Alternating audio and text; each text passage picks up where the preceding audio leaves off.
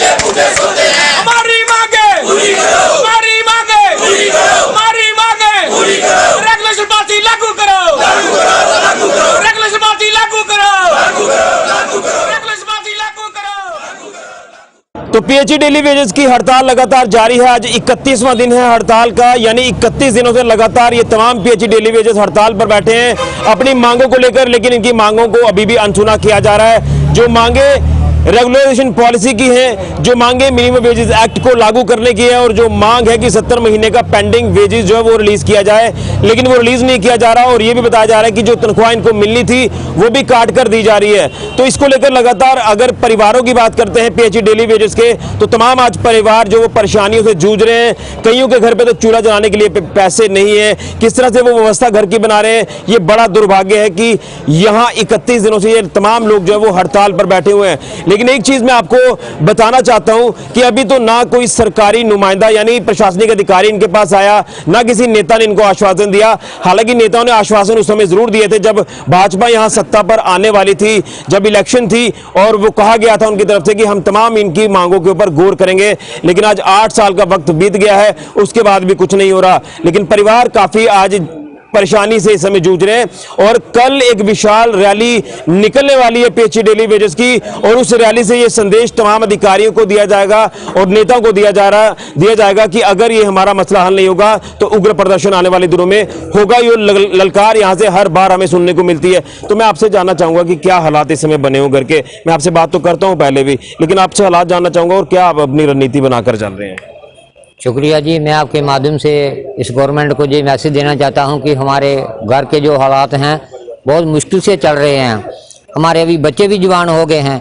एक लड़की की शादी तो मैंने कर दी है, लेकिन दूसरी की अभी तय की है कि अभी शादी करनी है। तो हम सरकार से 8 साल से ये उम्मीद रखे हुए हैं कि कोई ना कोई हमारी पॉलिसी तैयार होगी और हमारी जो पेंडिंग वेज है वो हमको मिलेगी, तो हम बच्चों की शादी है जो वो कर देंगे। अदरवाइज हमारे जो रिश्तेदार हैं वो भी आने के लिए तैयार नहीं होते। क्या वो बोलते हैं कि उनके घर में है कुछ है, खाना क्या है, क्या जाएंगे उधर। तो बड़ी देर से हम सरकार से ये विनती कर रहे हैं कि हमारी जल्दी जल्दी हमारी मांगों को पूरा किया जाए, क्योंकि 8 साल से हमको यही लालीपम्प दे रहे हैं। तो बड़ी लंबी उम्मीद से बैठे हैं कि अब जल्दी से जल्दी हमारी पॉलिसी तैयार की जाए और पेंडिंग वेजेस दी जाए। बिल्कुल, क्या कहना चाहते हैं? अभी तक आपकी बातों को सुना नहीं जा रहा। आज 31 दिनों से हड़ताल पर बैठे हुए हैं, क्या कहना चाहते हैं? कितनी बड़ी ये नालायकी आप कहते हैं कि कोई बात ही सुनने के लिए राजी नहीं है। शुक्रिया ऋषि जी। मैं ये कहना चाहता हूँ कि ये हमारे जो बहुत बुरे हालात हैं हमारे घर के, कि मेरे इतने हालात बुरे हो चुके हैं कि मैं क्या कह सकूं। ये सरकार है, ये इतना हमारे साथ और इतना हमारे साथ हमारा शोषण कर रही है ये, और ये हमारा डिपार्टमेंट है, ये मेरे एक्शन साहब हैं, ये इतना हमारे साथ इतना खिलवाड़ कर रहे हैं कि ये हमारा मजाक बना रहे हैं। और मेरे माता जी हैं, उनके 75 साल उम्र हो गई, मैं उनको क्या कैसे दिखाऊं, कहीं के कैसे लेके जाऊं उसके ऊपर। और मेरे घर का बहुत बुरा हालात है। और मैं ये बताना चाहता हूं, अगर इस जो सरकार है जो हमारे साथ इन्होंने इतनी बेइंसाफी कर दी है, जो हमारी कल रैली निकले जा रही है और सांबा से हमारी रैली निकलेगी और पूरी फीसफुल से निकलेगी, और कल का हमारा ये मसला इन्होंने हल नहीं किया, ये हमारे अफसर हैं, तो कल कुछ भी हो सकता है और कल पुल भी बंद हो सकता है। हम करेंगे, हम डरने वाले नहीं, हम पीछे हटने वाले नहीं हैं ऋषि जी। हम जो सरकार को बताना चाहते हैं इस माध्यम से। ये साथियों पर कहना है कि अगर कल हमारा मसला हल नहीं होगा तो पुल भी बंद हो सकता है। जिस तरह से जम्मू में भी आपने ये हालात देख लिए हैं। तो प्रधान साहब, आपसे जानना चाहूंगा, कल एक रैली आप निकालने जा रहे हैं, तो क्या संदेश आप अपने हमारे चैनल के माध्यम से देना चाहते हैं? क्योंकि आपकी बातों को लगातार इग्नोर किया जा रहा है। और 31 दिन कोई छोटी बात नहीं है, बहुत लंबा समय होता है 31 दिन हड़ताल पर बैठना, और हड़ताल आगे भी जारी रहेगी अगर ये मसला हल नहीं हुआ। शुक्रिया, गुलिस्तान चैनल का हम तहे दिल से शुक्रिया करते हैं। हम आपके माध्यम से, आपके चैनल के माध्यम से अपने साथियों से ये अपील करना चाहते हैं कि कल बहुत बड़ी रैली है और सारे साथी इस रैली में पहुंचे। हमारी सेंटर पार्टी टीम जम्मू से आ रहे हैं, वो साथी जहां आएंगे। हम सरकार को भी यह बताना चाहते हैं कि जल्दी से जल्दी हमारा मसला हल कीजिए। हम पीसफुल तरीके से ये हड़ताल को चला रहे हैं, 31 दिन हो गया। हम सांबा के जितने भी टीम है, सांबा की टीम को बहुत बहुत मुबारकबाद देते हैं आपके चैनल के माध्यम से कि उन्होंने 31 दिन का एक संयम बरत के रखा हुआ है और तरीके से चल रहे हैं। हमारे पास लोग आ रहे हैं हमारी मदद करने के लिए, लेकिन कल पंच सरपंच भी हमारी सहायता करने के लिए आ रहे हैं। लेकिन लेकिन हम आपके चैनल के माध्यम से एलजी सरकार को ये चेताना चाहते हैं कि जल्दी जल्दी हमारा मसला हल किया जाए, हमारी पेंडिंग पे दी जाए और पॉलिसी हमारी फ्रेम की जाए। इससे ज़्यादा हम और कुछ नहीं चाहते, हम अपना हक मांग रहे हैं। लेकिन बताया जा रहा है कि तनख्वाह भी काट कर दी जा रही है। सर तनख्वाह का मसला हम आज हल करने जा रहे हैं एक्शन साहब के पास, और हम एक्शन साहब से अपील करते हैं कि जल्दी से जल्दी इस मसले को शॉर्ट आउट किया जाए, नहीं तो कल बहुत बड़ा आंदोलन हो सकता है। उसमें डीसी मैडम को भी वहाँ आ सकती हैं, एक्शन साहब को भी वहाँ बुला। हम चाहते हैं कि आज ही कोई मसले का हल किया जाए। चलिए, तो ये आपने एक बार फिर से तस्वीर देखी होगी कि किस तरह से ये तमाम पीएचई डेली वेजेस लगातार 31 दिनों से हड़ताल पर हैं। मैं एक बैनर आपको दिखाना चाहता हूं जिसके ऊपर साफ तौर पर लिखा हुआ है 31st डे ऑफ काम छोड़ो हड़ताल। ये पीएचई यूनाइटेड फ्रंट के तमाम बैनर के तले यहाँ पर ये आप पीएचई डेली वेजेस देख रहे हैं जो मांगों को लेकर प्रदर्शन कर रहे हैं। लेकिन देखना यह कि कब इनका ये मसला हल होगा। लेकिन इन्होंने साफ तौर पर कहा कि अगर मसला हल नहीं होगा तो ये उग्र प्रदर्शन आगे भी लगातार जारी रहेंगे और हम अपना हक लेकर ही उठेंगे।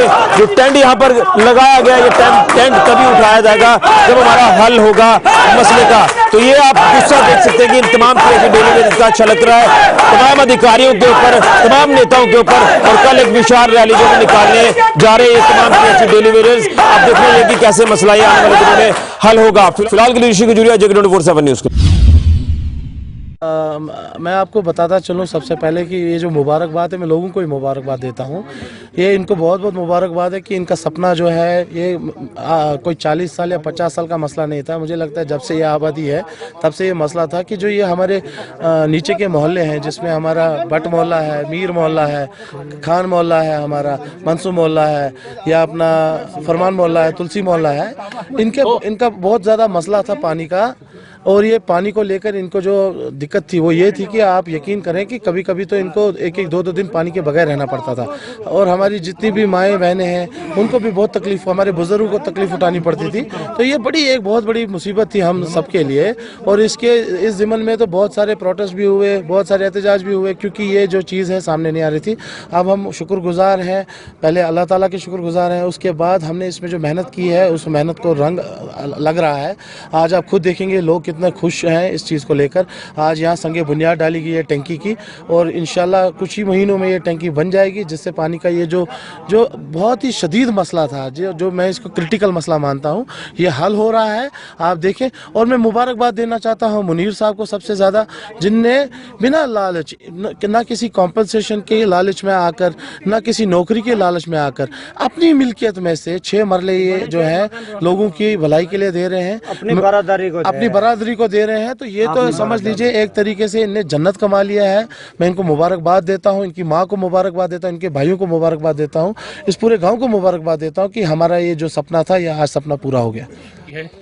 तो अल्लाह का शुक्र है, हम पढ़ते हैं कि पिछले 17 सालों से जो बाप दादाओं की जो चाहत थी वो पूरी नहीं हुई थी। तो बहुत मसले थे, बड़ी बड़ी गवर्नमेंटें आई चली गई। तो उसके बाद हमने डीडीसी इरफान साहब यहाँ पे चुने, तो अपने गांव के थे, तो हमने इनको बनाया यहाँ पे। इन्होंने अपना हक अदा किया। हम इनको मुबारकबाद देते हैं कि इन्होंने एक दीराना से जो मांग थी वो हमें पूरी कर दी यहाँ पे टैंकी की। तो हम इनके शुक्रगुजार हैं। और ख़ास तौर पर जो मुनीर साहब यहाँ पे है, उन्होंने यहाँ पे ज़मीन हमें देकर फी सबीलिल्लाह ज़मीन दी, उनके हम बहुत शुक्रगुजार है। पूरा गांव उनका शुक्रगुजार है कि उन्होंने ये आज के ज़माने में कोई एक मरला नहीं देता है, उन्होंने 6 मरले मिल्कियत दे दी, और हम उनके बहुत शुक्रगुजार हैं। जगह 24/7 पे आपका खैर मकदम है। मैं आपके साथ मोहम्मद आसिफ। नाज़रीन, मैं आपको बता दूं कि डीडीसी इलेक्शन के बाद जो उमंग, जो उम्मीदें लोगों में थी, जो पैदा हुई थी आर्टिकल 370 के बाद कि हमारा एक नया इलेक्शन हुआ और इसमें जो मेंबर्स, जो लीडर्स हमारे सामने आएंगे वो हमारे हक के लिए, हित के लिए बात करेंगे। तो उसको चलते हुए आज मैं आपको बता दूं कि इस वक्त हम शादाब करेवा में हैं, जो कि डिस्ट्रिक्ट हेडक्वार्टर से तकरीबन 7 या 8 किलोमीटर की दूरी पे है। यहाँ पे शादाब करेवा की बात करें तो ज़िला का सबसे बड़ा गाँव जो है वो माना जाता है। रुकबे के लिहाज से सबसे बड़ा गाँव जो है वो शादाब करेवा है, ज़िला शोपियां की अगर बात करें तो। शादाब करेवा में एक जो समस्या थी, जो प्रॉब्लम थी, बहुत काफ़ी अरसों से, तकरीबन 40 साल से ज़्यादा इस समय को हो गया है कि लोगों को पानी की वजह से बहुत सी मुश्किलातों का सामना करना पड़ता था। मैं आपको बता दूं कि शादाब करेवा के टेल में जो गांव रहते थे, जो मोहल्ले रहते थे, उनको पानी की समस्या वक्तन फ़वक्तन होती रहती थी। और वो आप बखूबी जानते हैं कि हमारे मीडियम के थ्रू भी उन्होंने काफ़ी मरतबा एहतजाज भी किया, प्रोटेस्ट भी किया, डिपार्टमेंट के ख़िलाफ़ किया, एडमिनिस्ट्रेशन के ख़िलाफ़ किया, क्योंकि उनको पानी मैसर नहीं हो सकता था, ना हुआ हुआ था। तो बिला आखिर इरफान मनास जो कि हमारे साथ है, डीडीसी वाइस चेयरमैन भी हैं और इस कॉन्स्टिट्यूंसी के डीडीसी मेंबर भी हैं, तो इनके इलेक्ट होने के बाद इन लोगों में एक उम्मीद पैदा हुई कि हो सकता है कि हमारी जो देराना मांग है ये पूरी हो जाए। बिला आखिर इन्होंने एक प्लान बनाया, डिपार्टमेंट कंसर्न डिपार्टमेंट के साथ बात की, प्रपोजल के बाद बिल आखिर जो डिमांड है 40 साल के बाद आज फुलफिल हुई है और आज इनाग्रेशन डे है। आप विजुअल्स में भी देख रहे हैं किस तरह से लोगों के चेहरे में खुशी है और इनाग्रेशन हुई है। चाहूँगा कि ये जो ज़मीन है, आज के दौर में भी ऐसे लोग हैं जो 1 इंच ज़मीन जो है अपनी नहीं छोड़ते हैं, लेकिन मुनीर हुसैन जो मकामी बाशिंदे हैं इन्होंने तकरीबन 6 से 7 मरले, हालांकि जो मेजरमेंट होगा, जो जितने एरिया रुकबे में जो टैंकी बनेगी वो वक्फ की है इस आवाम के लिए, अपने लोगों के लिए और डिपार्टमेंट को बिना किसी लालच के। हालांकि डिपार्टमेंट ने साफ तौर पे कहा है कि इसमें ना कोई मुआवजा मिलेगा और ना ही कोई नौकरी मिलेगी। डिमांड थी, पेंडिंग डिमांड थी बहुत अरसे से, ये हम फुलफिल करने में कामयाब हो गए। किस तरह से जो है डीडीसी वाइस चेयरमैन और मकामी डीडीसी मेंबर ने किस तरह से लोगों की डिमांड जो है वो पूरी की और लोगों का कहना है कि हम जो है बहुत खुश हैं और उम्मीद करते हैं कि ऐसे, और हम भी अपने चैनल के माध्यम से जो है इनका शुक्रिया अदा करना चाहते हैं क्योंकि लोगों की जो डिमांड है वो फुलफिल हो गई। उम्मीद करते हैं कि ऐसे लीडर जो चुने जाते हैं, जो इलेक्ट किए जाते हैं लोगों की तरफ से, उम्मीद है कि वो लीडर ऐसे ही काम करें लोगों के हित के लिए, लोगों के हक के लिए, ताकि लोगों को जो है उनका हक मिल सके। और मैं अपने चैनल के माध्यम से भी उन लीडरों से, उन इलेक्टेड डीडीसी मेंबरान से भी गुजारिश करता हूँ जो ज़िला शोपियान में है या बाकी एरियाज़ में है, वो भी अपने लोगों की ऐसी जेन्युइन डिमांड जो है वो पूरी करें ताकि लोग ज़्यादा सफ़र ना करें। जगह 24/7 के लिए शादब करेवा शोपियान से मोहम्मद आसिफ। शुक्रिया वसीम। जैसे हम बाकी डिस्ट्रिक्टों की तरह हमारे डिस्ट्रिक्ट डोडा में भी केसेस जो हैं कोविड के आ रहे हैं, जिससे सिम्टोमेटिक केसेस हमारे हॉस्पिटल में आ रहे हैं। हम उनको रैट और आरटीपीसी कर रहे हैं, जिसमें डेली 5 से 6 केसेस हमारे डिस्ट्रिक्ट में निकल रहे हैं।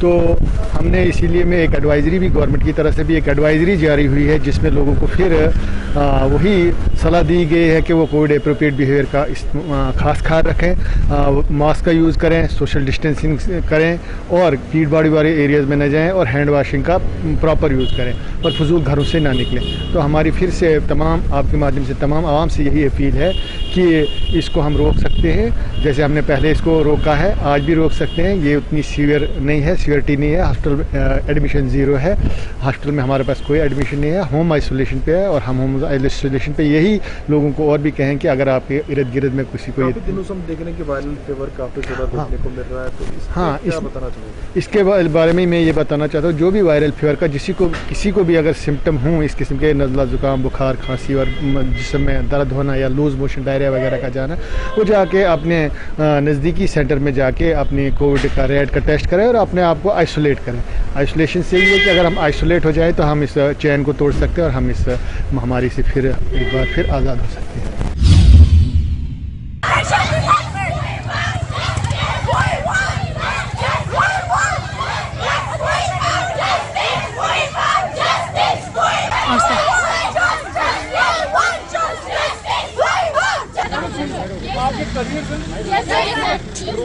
आप ब्लॉक करना क्राइम है।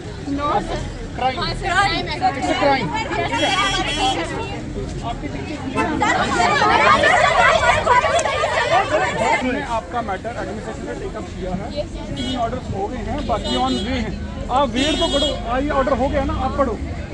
उसका कमिटी का और पोल साइंस का लेक्चर आ गया।